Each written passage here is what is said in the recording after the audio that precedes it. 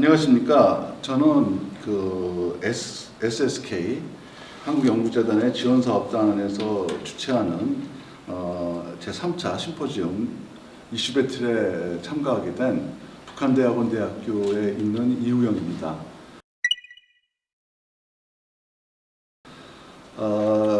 저희 학교가 중심이 되어가지고 한국연구재단에서 SSK 사업에서 하고 있는 주제는 남북한 마음통합 연구입니다.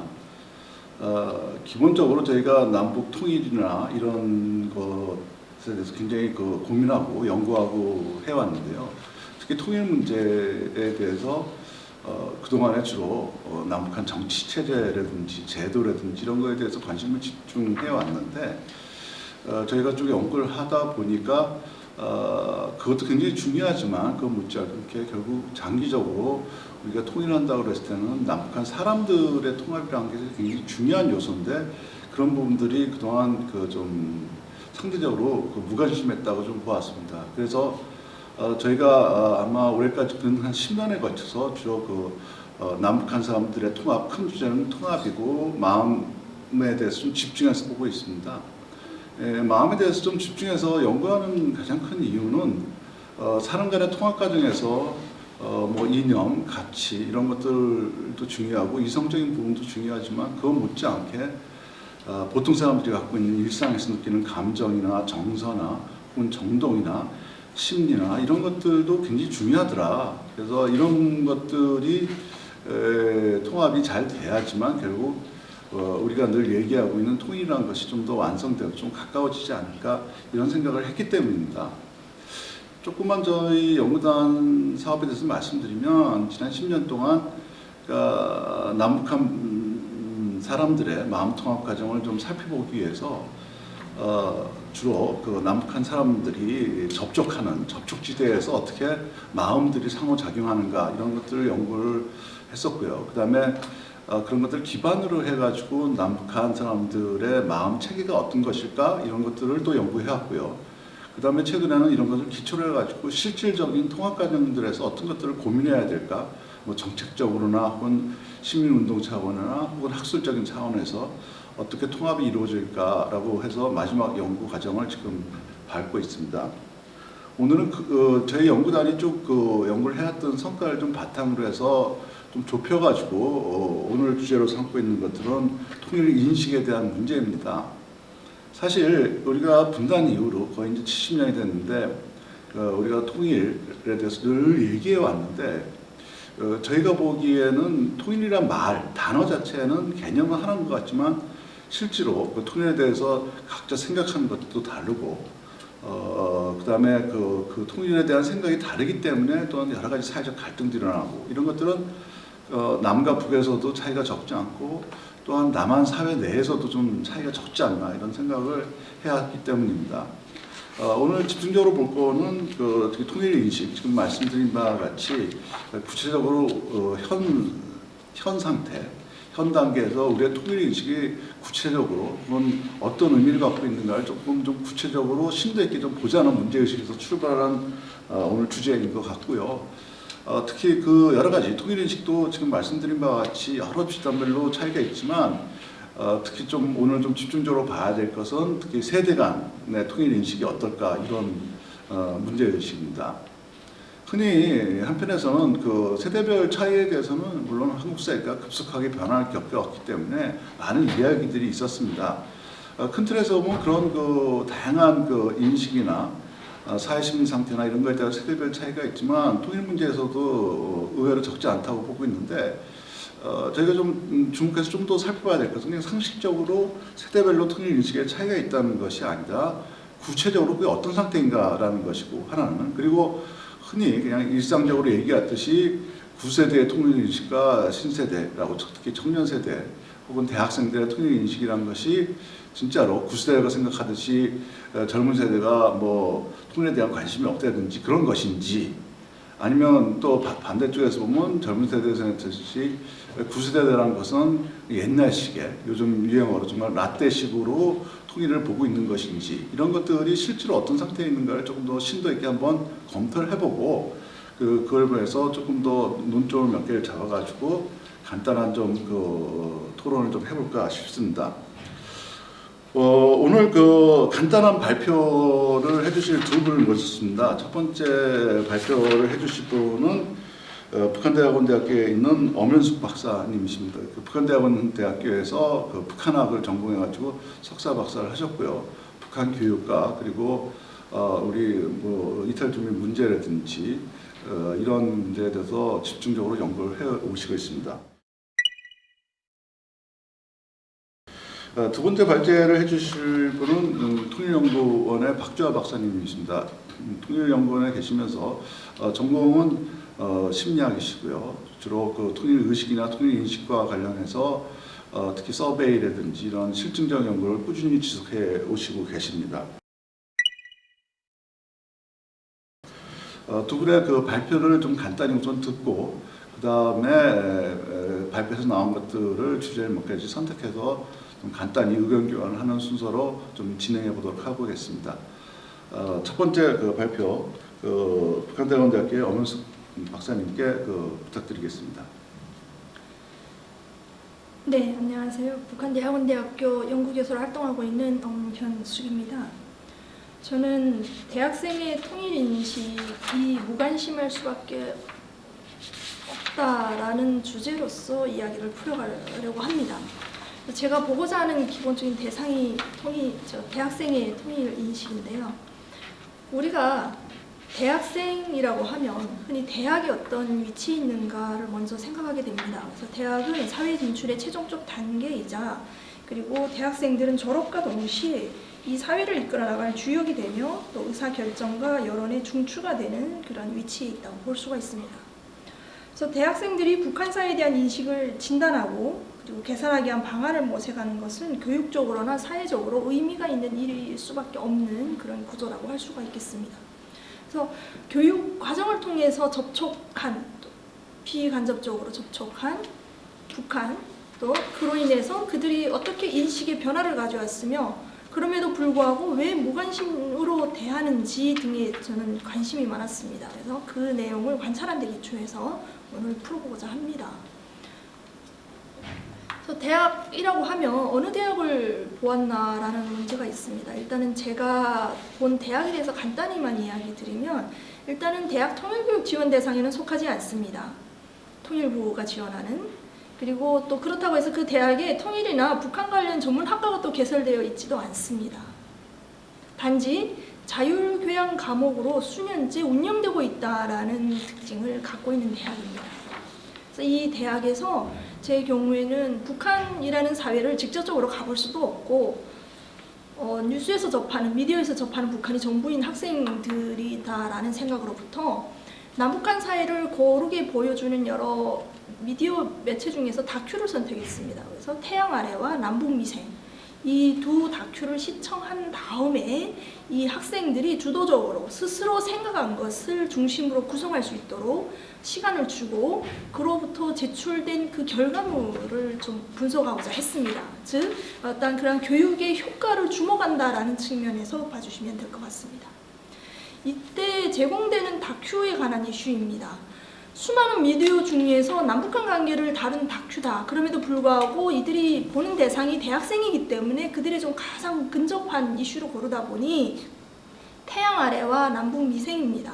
제가 이것을 보여주고자 할 때 유념했던 이론이 접촉 이론인데 이 이론은 굉장히 오랫동안 관심을 받아온 이론이기도 하고 수많은 연구들로 인해서 그 접촉의 유의미성에 대해서 보는 수많은 연구들이 진행이 되었습니다. 일단은 편견이라고 할 때 불안이나 그리고 공감이나 그리고 외부 집단의 어떤 지식이 있을 때 그 편견이 감소한다는 것은 공통된 인식입니다. 그런데 이 세 가지가 만들어지기 전에 접촉으로 인해서 그 불안을 감소시켜주는 것, 이것이 굉장히 중요하다라는 지점이 있습니다. 그래서 직접 우리가 북한을 이해해야 되면서 그리고 통일 인식을 해야 되면서 그럼에도 불구하고 가볼 수 없다는 대상으로부터 간접적으로나마 접촉의 경험을 줌으로 인해서 그들이 어떤 양상의 지식을 가져오고 공감을 가져오고 그로 인해서 편견이 감소되는지를 좀 볼 수가 있었다라는 측면에서 저 이론을 가져왔습니다. 그러면 대학생의 통일인식이라고 할 때 과연 내가 선택한 그 대학, 의 학생들의 어떤 사례 하나만 갖고 이것을 진단할 수 있겠냐라는 문제의식이 근본적으로 깔립니다. 즉 개개인이 어떤 경험에 기반할 수밖에 없고 타당성이나 신뢰성이나 일반화에 있어서 굉장히 취약하다라는 지점이 있습니다. 여기에 그 학생들이 제출한 결과물을 연구자인 교수가 어떤 측면에서는 주관적으로 평가하고 그것을 또 생각할 수가 있고 그로 인해서 특성을 도출해낼 수가 있다는데 결국 어떤 지점에 있어서는 학습자가 인식하는 특성과 연구자인 저가 인식하는 특성이 좀 다를 수도 있다라는 문제의식도 있습니다. 그럼에도 불구하고 어떤 점에서는 수치로 확인할 수 없는 그런 교육의 이면이 숨겨있는 이 학생들 개개인의 어떤 조직화된 북한과 그리고 그들의 통일 인식을 살펴볼 수 있다는 지점에서 저는 이러한 관점조차도 필요할 수 있겠다라는 생각을 했습니다. 즉 그들이 세계를 보는 방식, 그들이 생활세계에 경험하는 방식이 행위자의 관점에서 어떻게 주도적으로 그려졌는지를 좀 집중해서 살펴주시면 좋을 것 같습니다. 먼저 태양 아래입니다. 태양 아래는 2015년에 나온 다큐이고 뭐 접촉 못 해보신 이미 보시 못하신 분들도 꽤 많으시었고요. 그래서 이거를 학생들에게 보여주었을 때 많은 관심이 있었습니다. 제가 여기서 언급한 내용은 다큐 태양 아래의 내용이 아니라 그 태양 아래를 보고 난 이후의 학생들의 반응이다라고 이해하시면 되는데 일단은 학생들이 그 페이퍼 결과물을 제출했는데 태양 아래를 보고 제출한 결과물에 하나같이 과거에 내가 북한에 대해서 통일에 대해서 어떻게 교육받았지를 썼더라는 겁니다. 그러니까 북한을 바로 보기 전에 그래서 어떤 내용을 학습했지 하고 저도 관심을 가질 수밖에 없었는데 전체적으로 이야기하는 것은 어쩌면 학습자의 어떤 흥미와 관심에는 전혀 무관심한 측면에서 교육이 이루어졌다라고 한마디로 평가할 수가 있었습니다. 즉 남북한의 통일에 대해서만 배웠거나 아니면 북한에 대한 부정적 인식을 주는 것뿐이더라 라는 것이었고 결과적으로 왜곡된 시선으로 적대적이거나 가난한 국가로 인식되는 순간에 북한에 대한 온전한 이해는 불가능하다 라는 것을 한마디로 추론할 수가 있었습니다. 그래서 그들이 어떤 교육을 받았는지라는 것을 다음에 표로 만들어 보았는데요. 일단은 뭐 통일의 인식, 필요성, 그리고 그로 인한 남북관계, 그리고 전쟁으로 인한 어떤 슬픔, 그 외에 통일이 되었을 때 어떤 장점과 해야 하는 이유 등등 여러 가지 사업, 활동과 교육을 받은 것을 확인할 수가 있고 정작 북한에 대한 지식 측면을 본다면 교육적인 측면도 있고 미디어 매체적인 측면도 있는데 그 북한에 대해서 결국에는 온전히 알 수 있는 내용은 극히 적었다라고 할 수가 있습니다. 그래서 학생들이 알고 싶어하는 내용이 아니었다. 나는 이걸 북한을 말할 때 이걸 알고 싶지 않았는데 김부자애와 지배층에 대한 그러지 않으면 뭐 고통스럽게 사는 북한 주민에 대해서만 많이 들었다라는 이야기라는 것입니다. 그래서 한마디로 학생들이 알고 싶어하는 내용이 아니었구나라는 것을 확인할 수가 있었습니다. 그래서 또 누차 강조하지만 저 태양 아래라는 다큐를 보고 제출한 결과물의 첫 단락이 우리가 과거의 북한에 대해서 무엇을 배웠는지 무엇을 알았는지를 먼저 언급하고 있더라라는 측면에서 저 내용을 가져왔습니다. 다음은 다큐 남북미생입니다. 2015년 이것도 마찬가지로 2015년에 나왔는데 이 경우에는 두 남북한의 음악을 전공으로 하는 여대생을 정했다라는 측면에서 굉장히 특징이 있다라고 볼 수가 있습니다. 그렇다면 지금 저기에 만들어진 표의 내용을 보면 그 남북미생에서 언급하는 내용과 그 미생을 본 우리 대학생들의 시선이 지금 혼재돼서 같이 들어가 있다라고 보시면 될 것 같습니다. 그 시선을 지금 둘로 남한과 북한을 바라보는 대학생 또는 저 미생에 출연하는 저 친구의 어떤 시각을 같이 본다면 확실하게 남북한을 볼 때 우리 대학생들은 북한은 별개의 나라로 본다라는 거죠. 그렇지만 그 미생 속 북한의 여대생은 같은 나라다라고 보고 있고요. 국가 환경을 본다면 지극히 북한보다 남한이 보다 나은 환경이라는 것은 의심하지 않습니다. 당연히 더 좋은 환경이다. 북한이 훨씬 안 좋은 환경이다라는 것을 보고 있고요. 그럼에도 불구하고 남북한, 저 다큐에 등장하는 남북 학생의 통일인식을 보면 남한의 학생은 그냥 무관심, 반면에 북한 학생은 통일을 소망한다라고 보고 있다는 것이죠. 이제부터 우리 학생들의 생각이 들어갑니다. 과연 우리 학생들의 입장에서 본다면 북한 학생이 통일을 소망한다 저것이 자기주도적일 것이냐의 근본적인 질문을 갖고 있다는 것이죠. 또 남한에서 말하는 통일인식이라고 할 때 그 국가가 지금까지 우리가 배운 통일인식이 개인의 영혼이냐라고 또 질문을 하고 있다는 것이죠. 즉 한마디로 통일 문제는 나라의 문제, 남쪽에서 우리 대한민국의 학생이 느끼는 통일 문제는 나라의 문제이고 북한의 여대생이 느끼는 것은 우리 중요한 문제다라고 인식하고 있다는 것입니다. 그래서 다큐가 진행되는 과정에 그리고 그걸 보면서 인식하는 학생들이 어떤 글들을 보면 한마디로 부모 세대와 다르다라는 것을 인지하고 있습니다. 통일인식이 남한의 경우에는 부모 세대와 다른 반면에 북한의 여대생과 그의 부모 세대는 통일인식이 부모 세대와 동일한 것을 느낄 수 있다라는 점을 서로가 확인할 수가 있었습니다. 그리고 그 미생 속에 펼쳐지는 남한의 여대생에 대해서 일정 부분 공감할 수는 없지만 그 학생의 어떤 통일에 대한 인식은 공감된다라는 측면이 국까지 생각할 여유가 없다라는 측면은 지극히 공감된다라는 것이었고 그 공감의 기저에는 그 대학생이 접하고 있는 어떤 삶의 무게, 짜증나는 일상 그로 비롯해서 나도 통일을 생각하고 싶다. 통일까지 생각할 여유가 없다. 그런데 나도 통일을 생각하고 싶다라는 지점에서 서로가 공감을 하고 있었습니다. 반면에 북한의 대학생의 입장에서 본다면요. 그 부모 세대와 동일한 인식인데 그 인식의 기저에 깔려있는 내용은 한마디로 핏줄과 풍습과 언어 달라진 게 무엇이냐 분단 70년 동안입니다. 나아가서 통일은 수령의 소원이다 라고 말하는 부분을 확인할 수가 있습니다. 그래서 어떤 사고의 어떤 문화적 차이가 있다고 해서 결국엔 다른 문화는 아니다라는 점을 우리는 분명히 계속 강조하고는 있으나 어떠한 지식에 대한 정의는 문화마다 다를 수도 있다라는 것을 다시 한번 확인할 수가 있고요. 또 이 두 여대생과 그 여대생을 바라보는 대학생들의 시각에서 그들이 세계를 바라보는 방식, 그들이 생활 세계를 경험하는 방식에 대해서 좀 확인할 수 있었습니다. 그래서 이 남북미생을 두 다큐를 통해서 결국엔 남북미생까지 본 우리 대학생들의 어떤 통일인식 또는 실천에 관한 많은 문제 이 등등에 대해서 고민해 볼 시간이 필요하다라는 것을 확인할 수가 있었습니다. 즉 어떤 지점이 굉장히 유의미한 지점이었냐면 두 여대생을 비교했음에도 불구하고 우리 대학 학생들이 바라보는 두 여대생인 거죠. 남북한의 두 여대생이라고 하면 북한의 여대생보다 남한의 여대생에 대해서 설명하는 지점이 있습니다. 우리는 스스로가 평범한 가정의 자녀들이다. 북한의 대학생들은 이른바 몇 % 안 되는 거 아니냐. 반면에 남한에서 고등학교를 졸업하고 대학으로 올라가는 그 학생 대략 70%. 즉 우리는 평범한 가정의 자녀들이다라는 어떤 정체성을 갖고 있고요. 그에 따른 대학 등록금과 생활비 부담 또는 직접적으로 마주쳐야 될 이른바 취업 등을 비롯한 미래에 대한 그런 걱정이 눈앞의 현실이다라는 지점을 이야기할 수가 있다는 것입니다.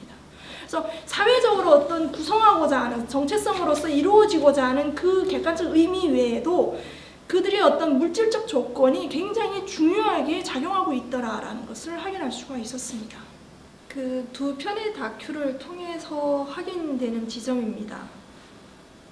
통일이라는 국가의 문제보다 개인의 문제가 더 중요한 사회라는 것을 학생들은 지속적으로 표현하고 있었습니다. 즉, 그 자본주의적인 어떤 특성을 계속 이야기한다는 거죠. 왜냐하면 북한을 바라볼 때 정의는 사회주의 국가이지만 우리는 자본주의 국가다라는 이야기를 계속합니다. 즉 경쟁이 필수 불가결인 사회이고 물질적 가치를 중시하는 어떤 그러한 속성이 결국에는 이 학생들로 하여금 우리 대학생들로 하여금 통일을 굉장히 비관적으로 볼 수밖에 없는 그런 현실을 드러낸다라고 볼 수가 있습니다. 그래서 겉으로는 풍요로워 보이지만 경제적으로도 부모 세대만큼 성과를 낼 수 없다는 점을 인지하였고 또 경쟁적인 사회에 노출되면서 세상을 넓게 보기보다는 각자의 미시적 일상을 바라보는 데 굉장히 집중하고 있다는 점입니다. 즉, 그 두 다큐를 통해서 나타난 학생들의 그 결과물을 본다면 처음에 태양 아래를 보았을 때는 아, 우리가 북한에 대해서 굉장히 몰랐구나. 그러면 북한의 저런 지점은 어쩌면 우리랑 비슷한 지점이 있고 카메라 감독이 들이대는 이상 북한이 저렇게 할 수밖에 없겠구나. 나름의 공감대가 형성되었습니다. 즉 그로 인해서 북한에 대한 편견을 스스로가 개선하고자 하는 의지를 보였다면 그럼 계속해서 시청이 된 남북미생을 보았을 때 이들의 자각은 어떻게 되었냐라고 할 때 다시금 현실로 돌아오더라는 거죠. 북한은 알았으되 지금 나의 현실이 중요하다. 나의 현실이 굉장히 문제가 있다. 나의 현실로서는 북한까지 바라볼 시각이 안 된다라는 것을 강조하고 있다는 것입니다. 즉 지금까지 어떤 교육 방식이 이른바 사고하는 방식을 바꿈으로 인해서 변화를 도모하도록 촉구하는 것이 아니었냐라는 측면에서 근본적으로 한계를 보여준다. 현실적이라는 그 틀에 갇혀서 미시적인 일상을 더 집중적으로 바라볼 수밖에 없는 그런 문제를 드러내고 있는 것이 아닐까라는 생각을 했습니다. 그래서 한마디로 대한민국의 통일아리라고 설명할 수 있는 그 통일 염원이 어떤 측면에서 부모 세대와 이 자식 세대가 다를 수밖에 없는 지점이 여기서 보여진다라고 할 수가 있고요. 그러므로 인해서 부모 세대는 더욱더 노력해야 되고 포기하지 말아야 되고 꿈이 있어야 되고 라고 다그치는 반면에 청년 계층, 그들이 자식 세대라고 할 수 있는 대학생들은 점점 고립되고 하고 있다라는 것이고, 그러한 현실을 변화시킬 수 없는 순환의 부재 속에서 결국은 나도 통일을 생각하고 싶으나 통일까지 생각할 여유가 없다라는 지점이라는 것입니다. 그래서 남북한 사회의 어떤 구조적 요인이 해결되어야만 이러한 변화와 분리될 수 있지 않을까. 그런데 많은 논쟁들을 하는데 결국에는 그러한 구조적인 문제로 돌아가는 순간 해결하기가 굉장히 어려워질 것이 아니냐라는 생각을 할 수밖에 없습니다. 그래서 제가 그 두 다큐를 통해서 어떤 접촉을 통해서 편견을 해소하고 그로 인해서 통일인식의 바람직한 방향으로 갈 수가 있지 않을까라는 나름의 어떠한 교육적 실험에서 결국 학생들이 바라본 지향은 먼 미래의 일보다는 즉시 반응해서 결과가 나올 수 있는 것을 원하고 있더라. 그리고 현재 자본주의 사회의 어떤 근본적인 속성으로 인해서 국가가 내 미래를 책임지는 것이 아니라 내 미래는 내가 책임져야 된다라는 현실적 각박함에 묻혀 있다라고 볼 수가 있었습니다. 그래서 그 20대 대학생이 결국은 무관심할 수밖에 없는 근본적인 이유라고 할 수가 있지 않을까. 그래서 어떤 지점에서는 제가 처음에 말씀드렸지만 이 학생들의 어떤 글로서 표현된 그런 인식이 전체 20대 대학생의 전부를 반영하는 것은 아닐 수 있다, 분명히. 그럼에도 불구하고 그 각자 개인이 생각하는 것을 조금 더 구체적으로 들여다보고자 라는 측면에서 저는 그 대학생의 통일인식이 왜 무관심할 수밖에 없는지, 그리고 그 기저에는 지금까지 해왔던 어떤 그런 교육 방식이 과연 효과가 있을까라는 이런 질문을 갖게 하였습니다. 네, 이상입니다. 네, 고맙습니다. 지금 엄원숙 변호사님이 특히 대학생 통일 인식을 중심으로 해가지고 두 개의 다큐멘터리를 본 대학생들의 반응을 중심으로 해가지고 좀 말씀을 해주셨습니다. 조금 더 얘기를 하겠지만 기본적으로 어떻게 보면 그동안 우리가 일상에서 그냥 상식적으로 얘기하고 있던 특히 젊은 세대, 대학생을 포함한 젊은 세대가 갖고 있는 통일에 대한 무관심의 배경이라고 할까, 혹은 실태라고 그럴까, 이런 것들 좀 구체적인 자료를 가지고 좀 얘기해 주신 것 같습니다. 그러면 뒤이어서 박주하 박사님께서 좀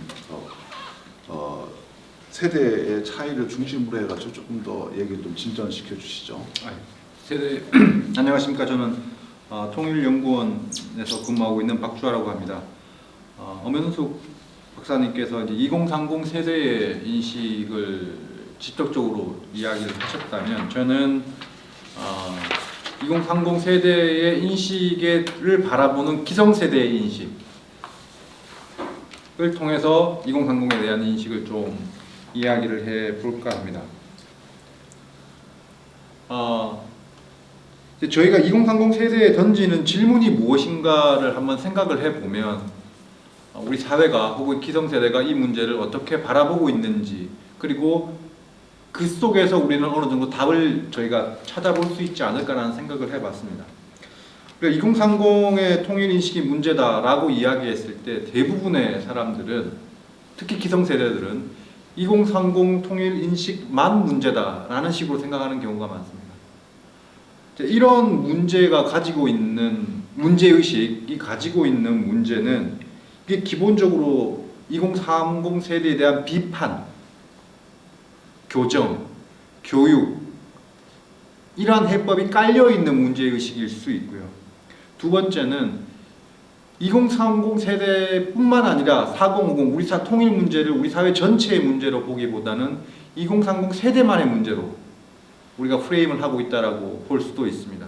결국 질문 자체가 어떤 건설적인 진전을 위한 문제의식이라기보다는 갈등 그리고 대결의 인식을 조장하는 식으로 문제를 우리가 품고 있지 않는가라는 생각을 해볼 수가 있을 것 같습니다. 이런 문제의식 속에서 최근 한 25년 동안 소위 말하는 통일인식의 추이를 한번 살펴봤습니다. 이 자료는 서울대학교 통일평화연구원 그리고 통일연구원의 그 자료를 제가 재조합을 한 자료입니다.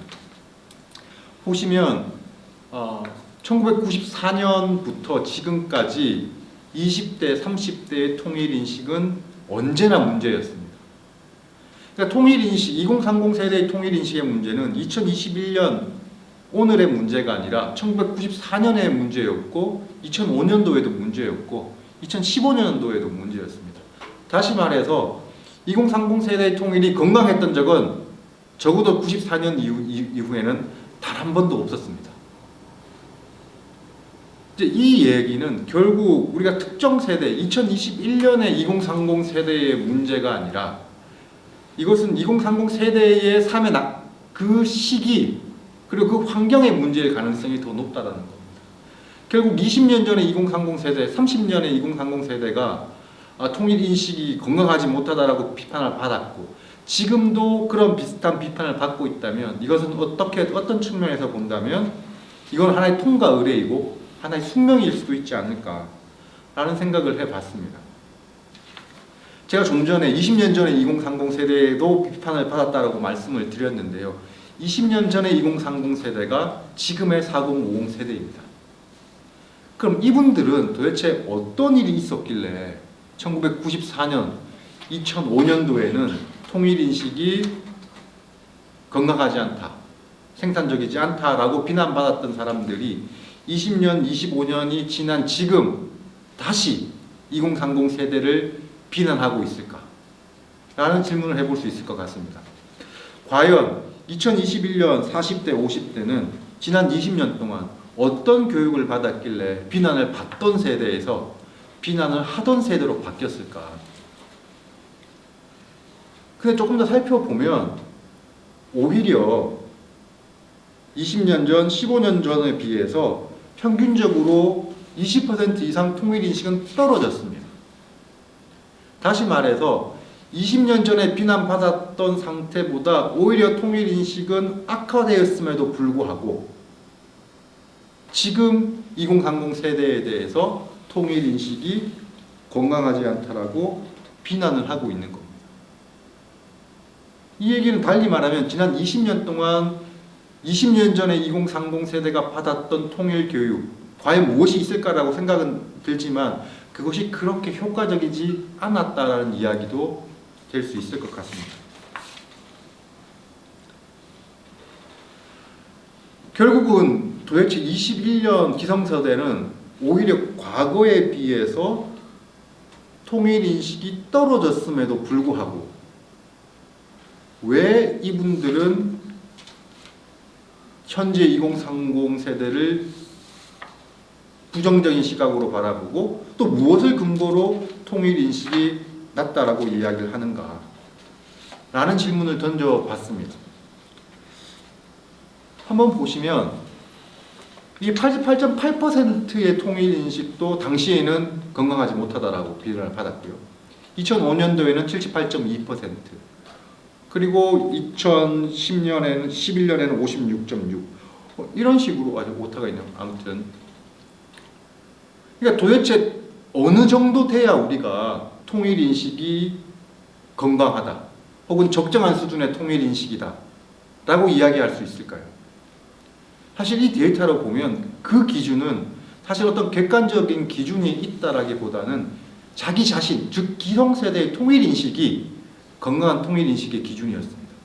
그러니까 어떤 객관적인 통일인식의 수준이 있는 게 아니라 내가 90%를 생각하기 때문에 88%를 생각하는 너희들은 통일인식이 건강하지 않은 거야 라고 이야기를 하는 거죠. 그러니까 객관적인 통일인식, 건강한 통일인식, 바람직한 통일인식의 기준에 대한 기준이 없고 그 기준이 오히려 나 자신의 통일인식, 나 중심적으로 생각을 해왔기 때문에 어떻게 보면 지난 20년, 25년 동안 2030 세대는 항상 비난을 받아왔던 것 같습니다. 이것의 문제냐 뭐냐 하면 나보다 낮은 것도 문제지만 나보다 좋아도 문제입니다. 그러니까 내가 가장 적당한 수준의 통일인식을 가지고 있다고 생각하는 사람들에게 나보다 더 통일인식이 좋으면 그 사람들은 또 다른 측면에서 비정상적인 사람들인 거죠. 예를 들어서 이제 이건 취업 그 사이트 사람인에서 제가 이미지를 가지고 왔고 그걸 약간 수정을 했습니다. 만약에 여러분의 취업을 지금 못한 여러분의 조카 혹은 결혼을 하지 못한 여러분의 자녀들 혹은 친구들이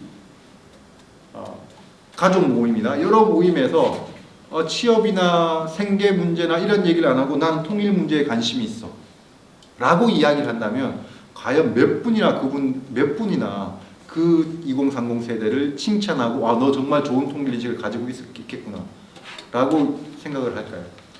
매주 명절 때마다 가장 많이 2030 세대가 듣는 이야기가 너 왜 취업 안 하냐? 너 왜 결혼 안 하냐? 그 얘기는 뭐냐 하면 우리 기성세대가 2030 세대에게 취업과 결혼을 강조하고 있는 거죠. 근데 어떤 측면에서 그 얘기 안 하고 통일을 이야기한다면 이 친구는 또 다른 측면에서 비정상적인 사람인 겁니다. 딱 나만큼 통일인식을 생각해야 가장 적당한 통일인식이다라는 인식이 반영되어 있는 겁니다. 제가 말씀드렸지만 이렇게 되니까 객관적 기준이 부족한 거죠. 이 그래프를 자세히 보시면 굉장히 큰 딜레마를 발견하실 수 있습니다. 2015년도 약간 흐린데요.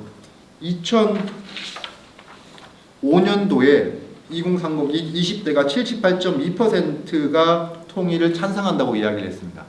근데 그때 이제 통일 인식이 약하다 혹은 건강하지 않다라고 비난을 받은 거죠. 근데 2020년에 보면 60대의 70%가 통일이 필요하다고 이야기를 했습니다. 그러니까 78.2%가 비난을 받았는데 70%가 통일 인식이 가장 좋다라고 또 지금 이야기를 하는 거죠. 78.2%가 비난받는데 70%는 또 비난하는 이런 딜레마가 지난 20년 동안 저희가 진행이 되어 왔고 그것의 이유는 바로 기성세대가 자기 자신의 기준으로 2030을 평가하고 통일인식을 평가를 해왔기 때문입니다. 이게 또 다른 문제는 뭐냐 하면 이게 이제 최근 제가 통일연구원에서 한 연구 결과 중에 하나인데요. 북한에 대해서 10개 문제를 저희가 물어봤습니다. 여러 가지. 그래서 실제로 맞춘 개수 그리고 몇 개 맞출 것 같아 라고 물어봤습니다. 그랬더니 전체적으로 보면 10개 문제 중에 한 5개 정도 맞추고 한 5개 정도 맞췄을 것 같아 라고 이야기를 했습니다. 그 기성세대, 특히 40대, 50대, 60대를 보시면요. 자기가 실제로 맞춘 것보다 자기는 훨씬 더 많이 맞췄다고 생각을 하는 경향이 있습니다. 반면에 20대는 자기가 실제로 맞춘 것보다 훨씬 더 적게 맞췄을 거다라고 생각을 하는 거죠. 근데 결과론적으로 보면 검은색으로 표시된 실제 정답수를 보면 세대 간 차이가 하나도 없습니다. 다시 말해서 20대건 30대건 40대건 50대건 60대건 북한에 대해서 실제로 알고 있는 지식의 수준은 차이가 없습니다. 근데 우리의 인식, 소위 말하는 통일 인식은 20대는 자기 자신을 나는 잘 몰라 위축되어 있는 거죠. 반면에 50대, 60대, 40대들은 나는 많이 알고 있어 라는 겁니다. 그러니까 왜 20대 혹은 30대가 자기 자신보다 적게 알고 있다고 생각을 하고 있을까? 그것은 기성세대가 실제로 내가 알고 있다라는 기준에 비추어서 20, 30대를 보는 게 아니라 나는 많이 알고 있지. 자기 자신에 대한 나의 기준으로 많이 알고 있을 거라는 착각의 근거에서 20, 30대를 보고 있는 거죠. 20, 30대가 오명수 박사님이 말씀하신 여러 가지 문제가 있지만 20, 30대가 통일인식을 관심을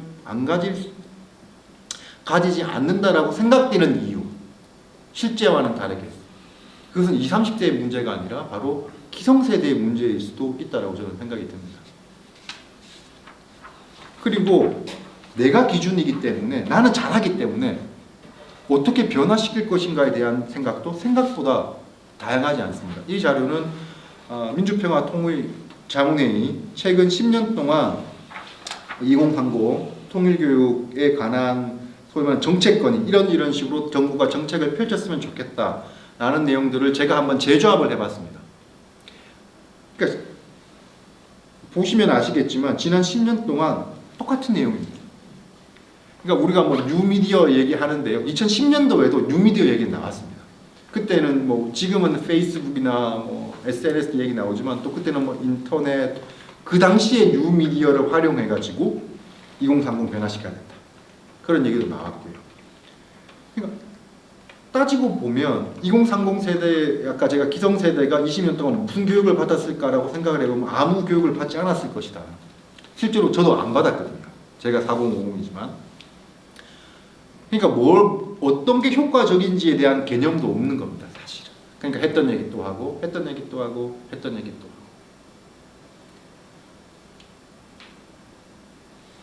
과연 2030 세대에 대해서 우리가 어떤 질문을 던져야 될까? 그리고 왜 우리가 이 사람들이 문제일까?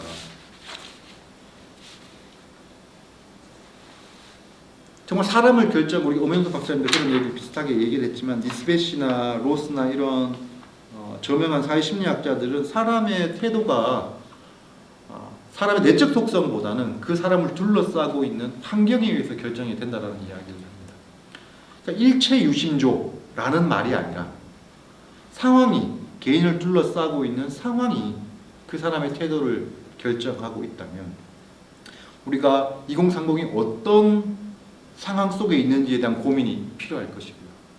그리고 두 번째는 평가가 아니라 이해를 해야 된다. 평가를 하는 순간 그것이 나 자신, 기성세대의 주관적인 통일인식의 기준에서 평가를 하게 된다면 이 문제는 되돌이표가 될 수밖에 없다.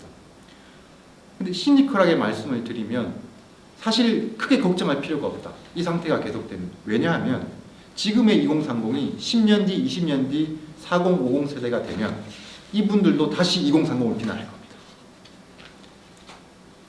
그런 식으로 따지면 현재의 통일교육은 굉장히 평화교육, 평화공감대는 효과적인 겁니다. 2030 때 비난을 받다가 4050 때 자기는 2030을 비난하고 있는 이런 악순환은 고려한다면 나쁜 거지만 눈에 보이는 현상만을 본다면 지금의 2030이 4050이 된다면 분명히 통일인식은 좋아질 겁니다. 그리고 그분들은 2030을 비난을 할 겁니다. 제가 이제 이 통일인식을 보면 어린 왕자의 생텍쥐베리 어린 왕자죠. 예, 죄송합니다. 생각이 나는데 뭐 이런 글이 유명한 글이 있습니다. 모든 어른들은 어린이였던 적이 있다. 근데 그것을 기억하고 있는 어른들은 많이 없는 것 같다.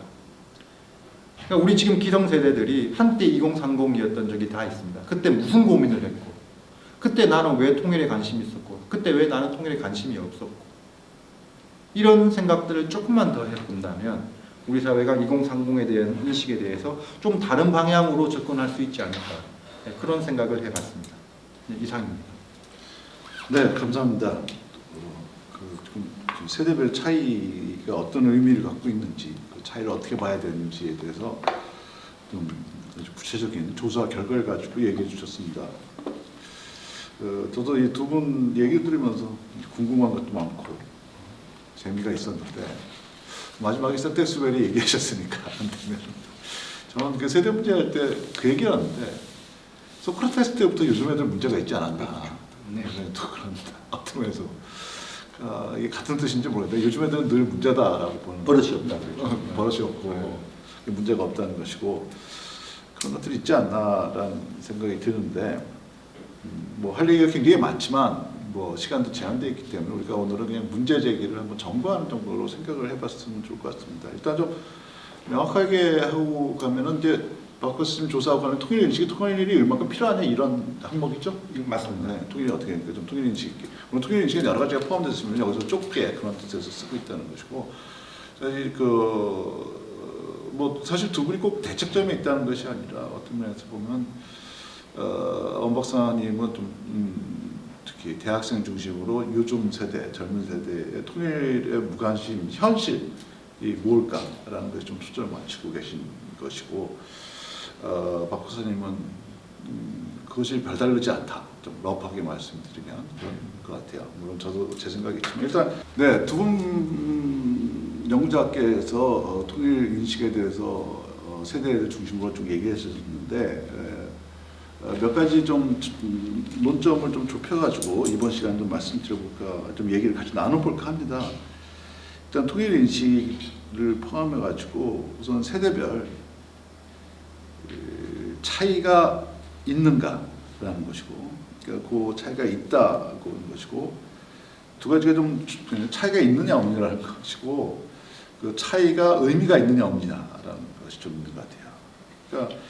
그러니까 그러면 조금 얘기는 해주셨지만 세대별 통일 인식에 있어서 뭐를 조금 더 주목해야 되는지, 차이라고 그러면 일단 어떤 쪽에 대해서 조금 더 우리가 주목해야 되는지, 그 차이를 어떻게 우리가 봐야 될 것인지, 그 얘기를 엄 박사님 조금 간단하게 좀 입장 얘기하셨지만 좀 간단히 한번 다시 얘기해 주시고 좀 진행 다시 하도록 하죠. 아까 표에서도 남한대학생의 통일인식 측면을 보셨는데, 일단은 통일의 어떤 필요성, 그 당위성에 대해서는 충분히 알고는 있습니다. 그거는 너무나 많이 들었기 때문에 다 알고는 있는데, 결국엔 그게 우리 세대한테 필요한 거냐의 질문이 있는 것 같아요. 그 통일, 적어도 우리가 지금 힘드니까 그 부담까지 우리가 맡아야 되냐의 질문을 하고 있다라는 거. 그 통일인식 충분히 이해를 하는데, 굉장히 그런데 그 과거의 통일인식이 뭐냐면 경제적 비용의 측면이 우선 제기되고, 또 학생들이 북한에 대해서 알아보니 70년 동안의 어떤 사회문화적 격차라든가 어떤 차이라든가 등등을 발견했다라는 것이죠. 그러면 내가 모르기는 몰라도 통일이 될 때 얼마만큼의 노력과 힘과 역량이 필요하다라는 것을 생각할 수 있는데, 우리 지금 그러지 않아도 힘든데 그것까지 우리가 해야 되냐를 질문하고 있었다라는 겁니다. 예. 근데 무슨 말씀인지 알겠는데 제가 이어서 박 박사님이 조금 얘기를 한번 의견을 해주셨으면 좋겠는데, 그러니까 아까 좀 우리가 통일, 요즘 세대의 통일에 대해서, 그러니까 그냥 잠정적이고 상대적 무관심이라고 할까, 절실하지 않은 건가, 이런 차이가 있다는 것을 조금 얘기해 주셨는데, 박 박사님은 그게 이전 세대나 지금 세대나 차이가, 시대가 아니라 이전 시기나 지금 시기나 차이가 없다는 쪽을 좀 주목하시는 거죠. 제가 제대로 이해했나? 차이가 물론 있죠. 있습니다. 있잖아요. 예, 보면 있습니다. 표에도 보면. 예, 있습니다. 네. 근데 이제 제가 아까 교수님께서도 좋은 말씀을 하셨는데, 그 통일 인식이라는 것이 굉장히 다층적인 겁니다. 다층적일 수 있죠. 근데 이제 예를 들어서 이제 제가 자료를 드렸던 통일이 얼마나 필요하냐라는 걸 보면 확실히 기성세대와 젊은 세대, 2030 세대는 확연하게 차이가 납니다. 근데 만약 질문을 돌려서 우리가 평화적으로 분단을 계속 하는 건 어떨까라고 물어본다면 세대 간 차이는 또 없습니다. 그럼 이렇게 이 두 가지 측면에서 본다면 기성세대와 2030이 차이가 있을까 없을까라는 질문에 대해서 뭐가 차이가 나고 뭐가 차이가 나지 않을까라는 식으로 좀 질문을 해야 될 것 같은 게 들고요. 두 번째는 교수님이 굉장히 좋으신 질문을 던졌는데 객관적인 데이터가 너무 부족합니다. 어떻게 보면. 그러니까 2030은 이럴 거야 라고 생각하는 추측들은 많은데 실제로 그것을 확인할 수 있는 데이터는 굉장히 적습니다. 그냥 왜냐하면 그것도 물어보는 것 자체가 통일의 필요성만 물어보거든요. 근데 왜 통일이 필요합니까? 라고 물어보는 질문도 굉장히 적고, 왜 통일이 필요하지 않다라고 생각하느냐라는 질문도 부족하고, 그러니까 전부 다 머릿속에서 2030이 이럴 것이다 라는 이야기들은 굉장히 많이 일어나는데, 그것을 확인해질 수 있는 자료는 많이 없다라는 생각이 들고요. 그리고 그것은 기본적으로 우리 사회가 통일에 대해서 크게 관심이 없기 때문에 그런 반증일 수 있다는 생각이 듭니다. 그래도 수년 동안 조사를 하셨으니까 조사를 좀 더 하셨어야 되지 않나, 박 박사님. 저는 이제 계속 하고 있죠. 근데 그 얘기를 이 시간을 통해서 이제 다 말씀드리기는 조금 힘들고, 이제 총리연구원에서는 이제 그런 문제의식 속에서 좀 다양한 이야기들을 하려고 이야기를 하고 있습니다. 그래서 통일의 필요성도 당연히 물어보고요. 그 다음에 분단에 대해서 어떻게 생각하느냐도 물어보고, 예를 들어서 그럼 북한을 용서할 필요가 있을까? 라고 물어보면 오히려 2030 세대는 기성세대에 비해서 나 용서할 수 있을 것 같아 라고 이야기를 합니다. 예, 그러니까 좀 이 인식의 차원을 넓힌다면 차이도 보다 분명해지고 그 의미도 좀 분명해질 수 있지 않을까라는 생각이 듭니다. 저도 뭐 거기에 대해서는 뭐 기본적으로 좀 동의하는데, 사실은 조금 더 뭐 반복된 게 어느 측면에서 지금 현재 조금 잘라서 현재 차이가 있느냐라는 거에서 여전히 물론 목사님은 이런 배경이라고 할까, 이 대학생 집단이 젊은 세대가 통일에 대한 생각 차이가 아마 이런 것 때문에 그런 것 같다. 직접 조사도 해보고 얘기를 해보니까 그런 거 같은데, 그냥 좀 간단해서 뭐가 가장 큰 차이가 있다고 보세요? 여기 숫자로 보면 이제 관심 차이가 있는 걸로 나오는 필요성 차이가 있는데, 제가 보건대는 그 북한의 여대생과 그 부모를 보는 우리 학생들의 시각에서 그걸 좀 받아볼 수가 있는 것 같아요. 뭐냐면 북한의 여대생과 그의 부모 세대는 통일이 필요하다, 이제처럼 핏줄 민족, 이 민족성을 논의하면서 전혀 달라진 것이 없고 우리는 통일돼야 된다 라고 그 두 세대 간에 전혀 이견이 없다라는 거죠. 같은 관점을 가지고 있다라는 반면에 그 다큐 남북민생에서 이 남쪽의 대학생과 아버지는 확연하게 다른 관점. 아버지는 투쟁했던 세대라는 것입니다. 그래서 아버지 20대는 뭐 했어? 라고 물어보는 장면이 있어요, 이 대학생이. 그러면 이 아버지는 나는 민주주의를 위해서 투쟁했지. 그래서 만족해? 성공했어? 라고 했더니 그 아버지 세대가 뭐냐면 만족스럽지 않다 라고 이야기를 하는 거죠. 그러면서 그러니까 너희 20대도 라고 이야기하는 부분이 있다라는 거죠. 즉 아버지 세대의 어떤 관점이 이제처럼 그 딸한테 그대로 녹여드는데, 딸은 뭐라고 하냐면 나는 아빠 딸이지만 아빠의 투가 아니다 라고 이야기를 합니다. 근데 무슨 말씀인지 알겠는데, 저는 두 분 다 좀 이 고민이 사실은 아까 그 재밌는 그 취업 그 두뇌 구조 얘기하셨잖아요. 그거 좀 비슷한 게 있는데, 이게 통일 이슈에만 상관되는 문제인가라는 거죠. 사실은 그러니까 어떻게 보면 통일 인식을 오늘 중점으로 보자, 그보다 더 큰 컨텍스트는 사회 의식일 수가 있겠고, 공동체성이라든지 단일성에 대한 얘기일 수가 있겠고 그런 거거든요. 저 어떻게 보면은 그냥 지금 두 개를 좀 그러면 지금 엄 박사님 보셨던 두 개의 다큐멘터리, 특히 뭐 그래서 특히 미생 같은 게에서 남북한 비교했을 때, 그것도 보면 통일 인식 차이가 뭐냐면 북한이 조금 더 단일성이 높은 사회, 분화가 적은 사회고 우리는 훨씬 더 분화가 빨리 되고 있고 급속하게 되는 그 차이에서 왔을 수가 있기 때문에 어떻게 보면 사회 인식 전체하고도 좀 연결된 것이 아닌가, 근본적에서. 그렇게 봤을 때 보면 이제 오늘 그 얘기까지는 못하겠지만 그 과제를 던져놓은 통일 인식과 다른 사회 인식의 그 집단별 혹은 특히 뭐 오늘 얘기하는 세대별 차이에 불일치가 일어났는지, 뭐 그렇잖아요. 요즘 뭐 이거는 뭐 요즘 애들이 아니라 사회 전체가 바뀌고 있는 거기 때문에, 아까 제가 그 박 박사님 그 쭉 추세 변화를 봤는데 전체가 떨어지고 있는 거 아니에요? 맞습니다. 근데 그게 보면 통일 인식이 다음으로 사회 의식 자체가 바뀌는 거기 때문에 좀 그게 뭐 바람직하다 안 하는 걸 떠나가지고 개인적이 되고 좀 더 실용적인 되면서 이런 생각이 들지 있는데, 그러면 좀 구별해서 좀 볼 필요가 있지 않는가 이런 생각이 좀 들었고. 제가 교수님 질문에 답을 한다면 이제 현재 2030 세대의 통일 인식의 가장 특징이라 그러면 그 소위 말하는 1대1의 원칙에 대한 그 제가 말씀드린 1대1이라는 건 북한과 어떻게 협력을 할 것인가라는 걸 물어보면 남한의 이익과 북한의 이익이 같아야 된다.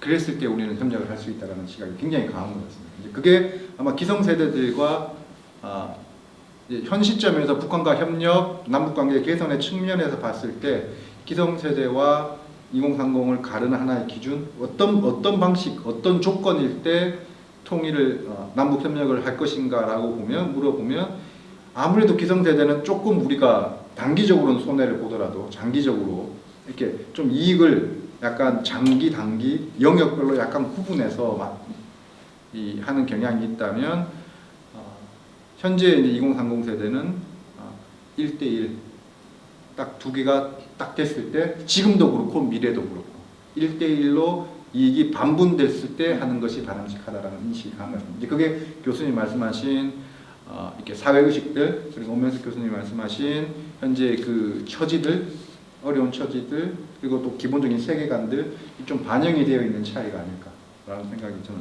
해봤습니다. 네. 사실 뭐 이것도 참 쉽지 않은 문제인데 조금 더 우리가 과제를 가지고 앞으로 지속적으로 좀 고민해봐야 될 것 같은 생각이 드는데 뭐 지금까지 좀 얘기를 했지만 일단 아까 얘기했지 차이가 무엇이 문제인가라는 거죠. 진짜로 이게 문제인가라는 생각. 그래서 집단별 생각 차이가 있는 거고 저희 아까 뭐 좀 더 얘기했지만 세대별 차이라는 건 계속 있었던 것이고 이런 것들인데 우리가 뭐 오늘 통일에 대해서는 통일에 관련된 세대별 차이가 부분적으로 있다 현상적으로 물론 박 박사님이 좀 추세를 보면 어느 때나 있었다라고 얘기하지만 그 시점에서 그 어떤 시점에 특정 시점에서의 그 좀 시대를 잘라서 보면 집단별 차이가 있다는 것은 분명하다 어쨌든 간에 근데 좀 구성원들은 바뀐지 모르겠지만 그 차이 자체를 좀 어떻게 봐야 되겠냐 이런 얘기죠. 좀 뭐 그렇게 강하게 얘기 안 했지만 엄 박사님은 좀 그 차이점들을 조금 어쨌든 간에 좀 사회적으로 태클한다. 뭐 해결까지 안 되더라도 그런 생각이 좀 있으신 것 같고 그리고 그 면에서 보면 좀 전통적인 방법 뭐 엄 박사님 또 교육 쪽 워낙 좀 오래 하셨기 때문이지만 교육적인 문제에 대해서 좀 고민해 봐야 된다 이런 입장이시잖아요. 그러니까 어쨌든 차이를 우리가 어떻게 핸들링 해야 되겠냐 뭐 극단적으로 뭐 그냥 놔두자 이렇게 될 수가 있겠고 어떻게 보시는지 그 차이 현상에 대해서. 결국에는 그 현상적 문제가 과거에 그 통일연구원에서 우리 박주아 박사님께서 계시는 곳에서 연구가 많이 나왔지만 올림픽이라든가 등등의 이런 이슈가 있을 때 이들이 반응을 보면 좀 확실한 것 같아요. 그러면 아까도 이야기하셨지만 우리가 조금은 좀 더 힘들더라도 또는 우리가 좀 더 주더라도 통일은 바람직한 거기 때문에 해야 된다라는 것이 예를 들어서 기성세대의 생각이라면 지금의 대학생 20, 30대의 생각은 성과를 위해서 내가 진출한 것만큼의 어떤 즉각적인 보상을 나는 필요로 한다라는 측면이 있는 거죠. 그러니까 내가 같은 동등한 관계로서 서로가 같이 기여해서 같은 어떤 성과를 나누는 것을 원하지 어느 한쪽이 기울어지는 것을 원하지를 않는다라는 관점이 있는 것 같아요. 즉 부모 세대 아까 그 나는 아빠 투가 아니야라고 이야기하는 건 아빠와 같은 생각을 할 수 없는 현재의 나의 지금 현황도 있을 뿐만 아니라 아빠 세대는 뭔가 투쟁을 해서 이루고자라는 어떤 단합 공동 이게 있다면 지금의 어떤 그 젊은 세대 입장에서는 그거는 아니다라는 거죠. 근데 그럼 그런 것들을 어떻게 우리가 대응해야 되겠냐 이런 얘기죠. 그냥 생각이 아까 교육적 교육을 좀 얘기하셨잖아요. 전통적인 건데 교육을 본다면 결국에는 이 친구들이 결국에는 왜 우리가 기울어진 것을 계속 이렇게 고수하냐 고집하냐 나는 기울어진 것이 있고 1대1로 대응하고 싶다라고 한다면 결국에는 그 북한이라는 존재 자체가 굉장히 기울기로서 접근됐다라고 볼 수가 있고 그래서 불편하지만 그럼에도 불구하고 현재의 북한에 대해서 좀 더 온전히 좀 더 구체적으로 좀 더 자질구레하게라도 많은 접촉을 할 수밖에 없지 않을까라는 생각을 했어요. 그 접촉이 예를 들어서 어떤 드라마 최근의 드라마 1년 전에 발표된 드라마가 있죠. 불시착 예를 들어서 그 드라마에서 보여지는 그 미래상이 결국 북한은 아닐지언정 그 판타지적인 것이 섞였더라도 그 안에서는 동등한 관계라는 것을 보았기 때문에 그 드라마가 있은 다음 학기의 학생들이 북한에 대해서 관심을 가지고 수강하는 학생이 굉장히 많이 늘었다는 거예요. 근데 그 드라마가 끝나고 나서 그 다음 남북한 관계에서 뭔가 이슈가 발생했더니 바로 어떤 과목에 대한 인기가 줄어드는 현상을 볼 수가 있다. 즉 그것이 좋은 관계든 나쁜 관계든 계속 어떤 무언의 어떤 직접적이든 간접적이든 간에 접촉이 계속 진행이 돼야 된다는 것이 있을 것 같아요. 저는. 네. 박 박사님 제 질문에 대해서 생각하세요. 저는 이제 그 출산율 문제를 우리 사회가 어떻게 해결하는지를 한번 저는 생각을 해봤습니다. 그것도 2030 문제거든요. 지금 요즘, 그러니까 어르신 말씀대로 표현하면 요즘 것들 애를 안 낳으려 그렇다. 근데 그 이유를 다 그 2030의 문제고 또 이게 국가적으로도 이게 국력과 직결되는 인구수가 국력과 직결되는 문제이기 때문에 굉장히 큰 관심을 가지고 2030 문제의 하나로서 이제 접근을 하는 거죠. 근데 어떻게 보면 좀 죄송한 말이지만 출산율을 높이기 위해서 혹은 양육을 높이기 위한 사회적 대화, 토론회 이런 거 별로 없습니다. 이유를 다 알고 있습니다. 왜 젊은 세대들이 출산을 기피하고 심지어 결혼을 기피하고 양육을 어려워하는지. 그러니까 우리 사회의 관심은 그 이유를 알기 때문에 사회적 환경을 바꾸는 데 초점이 들어가 있습니다. 양육 수당을 뭐 준다든지 아니면 뭐 그 양육 시설을 좀 더 넓힌다든지 근무 시간을 조정할 수 있게 한다든지. 그러니까 사회 시스템을 바꿈으로써 출산율 문제, 2030의 출산율 문제를 해결해 가려고 하는 거죠. 근데 유독 이 통일 문제는 정반대인 것 같습니다. 문제를 다 알고 있음에도 불구하고 자, 알겠어. 너는 어려운 걸 알겠는데 그래도 너희가 통일은 바란다고 이야기해야 되는 거 아니야? 라는 접근인 거죠. 그러니까 아직까지 통일에 대해서는 어떠한 상황에서도 반드시 이루어야 해야 될 도덕적 가치를 부여하고 있는 것. 그리고 이것이 우리 사회의 문제라기보다는 개인의 문제로서만 생각하고 있는 것. 요 두 개가 좀 바뀌면 좀 어떨까라는 생각이 듭니다.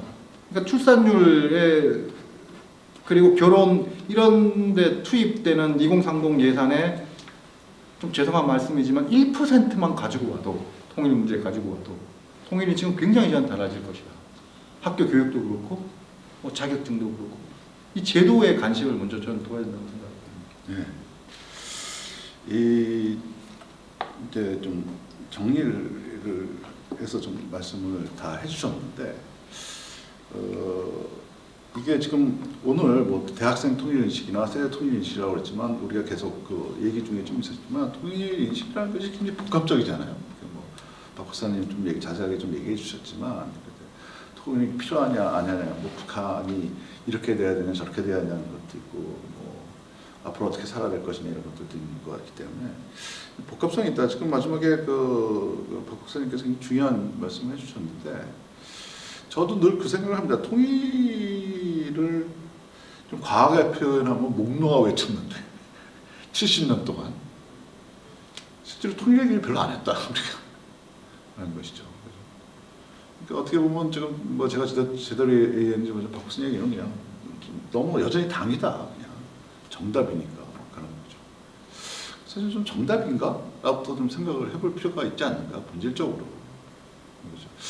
저는 뭐 저도 할 얘기하면 좀 뭐 그 아까 세대별 차이에 이렇게 변화하는 것도 지금 재밌게 봤지만은 좀 더 떨어져야 되지 않을까?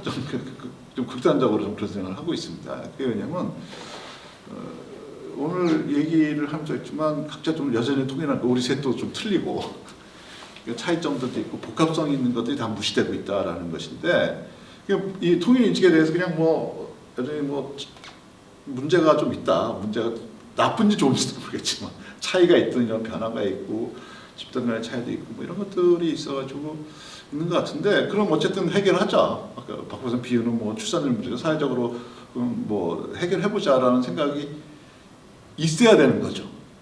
근데 좀 그저 있어야 되는 건데 그것보다 그 순간에 그 얘기는 이제 우리가 좀 하고 있지만 어느 순간에는 그냥 해결해보자라는 것이 아니라 틀렸다 맞았다로 계속 가는 것 같아요. 오늘은 주로 세대 얘기를 했지만 우리가 뭐 더 정치적으로도 그렇고 네 통일 얘기는 틀렸어 뭐 이렇게 가는 거잖아요. 그러니까 어떻게 보면 굉장히 중요한데 중요하면서 중요한 얘기를 안 하고 있는 모순된 것이 이 문제를 더 복잡하게 만드는 것이 아닌가. 좀 직접적으로 한번 까놓고 한번 얘기를 해보자 하는 거. 또 북한은 얼만큼 싫어하는데 아까 굉장히 재밌던 전 오늘 조사 중에서 재밌던 거는 그 과소 과대 인식 같은 것 같은데 너 얼만큼 아는데 뭐 이런 얘기들을 하는 거거든요. 그러니까 그런 문제부터 좀 하나씩 해봐야 되지 않을까 하는 생각이 들어요. 그게 사실 기초가 되고 통일교육이 어떻게 될 것인지, 그 다음에 뭐 대북 정책이 어떻게 될 것인가, 북한하고 어떻게 지낼 것이고, 북한 사람들을 어떻게 지낼 것인가를 맞물리는 문제인데, 기본적인 토대가 안 되고 얘기를 하다 보니까 어떻게 보면 다람쥐 쳇바퀴 도는 것 같고, 어떻게 보면 그냥 틀린 팩트는 아닌데, 세대별 차이가 있다? 뭐 당연히 틀린 팩트는 아니다. 이거. 근데 그것의 의미 파악을 자꾸 놓치고 있는 것이 아닙니까? 그럼 차이가 있으면 왜 차이가 있고, 뭐 어떤 차이가 어디서 발생했고 어떻게 갈 것인지를 고민해야 되는데, 그냥 차이가 있으면 누가 맞는데 이렇게 가는 거죠. 근데 그런 것들을 우리가 좀 극복해야 될 것 같고, 어쨌든 오늘 뭐 우리가 화두를 던진 거기 때문에 뭐 자세한 얘기는 다 못하기 때문에 좀 우리가 내린 잠정적인 것은 조금 더 얘기를 하자. 통일에 대한 얘기. 세대의 차이가 있는지 없는지 좀 더 계속 얘기를 해보고, 계속 말씀드린 건 세대 차이는 항상 있는 거는데 어떤 차이가 있는지, 그건 딴 세대 차이하고 취업이나 출산과 이 통일의 인식은 어떻게 차이가 있는지, 이런 것도 얘기를 해봐야 될 것 같고, 물론 조사도 하고 연구를 해봐야 될 것 같지만, 좀 이런 그 근본에 대해서 각자 생각해보고 좀 얘기해보고 이런 장들이 좀 많아져야 되지 않는가? 그게 저는 어떻게 보면 통일교육의 시작이지 않을까 싶어요. 통일교육 말을 그닥 좋아하지는 않지만 어쨌든 그렇습니다. 네, 뭐 짧은 시간이지만 오늘 이 이슈에 대해서는 여러 가지 우리가 고민해야 될 것들은 좀 정리가 된 것 같습니다. 그래서 어쨌든 제가 좀 정리 간단하게 말씀드렸듯이 좀 이 문제에 대해서 고민하지 말고 좀 얘기하자.